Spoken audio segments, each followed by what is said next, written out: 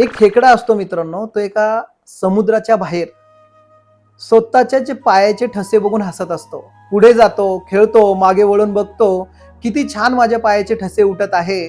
लांबची लांब रांग बनवतो पायाच्या ठशांची. परंतु एक मोठीशी लाट येते आणि ते सगळे पायाचे ठसे मिटवून टाकते. आता हे बघितल्यानंतर खेकडा त्या लाटेला ओरडतो, तू माझी आहे, आपण एकत्र राहतोय आणि तरी सुद्धा तू माझ्या पायाच्या ठशांना मिटवून टाकलंस.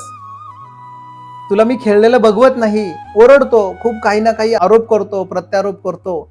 परंतु नंतर सगळं वातावरण शांत झाल्यानंतर मग ती लाट बोलते की मागे बघ, एक शिकारी आहे, तुझ्या पायाच्या ठशांनीच बघत बघत तो तुला मारण्यासाठी पुढे येतोय आणि म्हणून तुझ्या पायाचे ठसे मी मिटवले.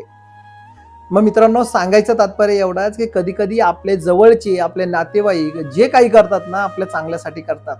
परंतु आपल्या छोट्याशा गैरसमजुतीमुळे आपल्याला ते चुकीचं वाटतं आणि आपलं नातं तुटून जातं.